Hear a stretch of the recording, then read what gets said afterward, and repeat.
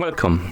In front of me I have Xiaomi Watch S3 and I'm gonna show you how to change the screen timeout duration on this watch. Basically how quickly the screen turns off after you stop using your watch.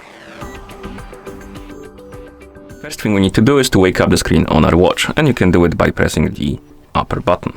Once you wake up the screen, press the upper button again to open the menu. Now scroll through the menu, find the settings icon, and once you find it, tap on it.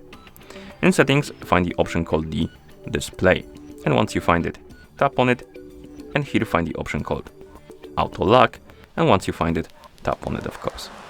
And here we have the list of durations we can select from, and we have 5 seconds, 10 seconds, 20, 30, 60 and 300 seconds.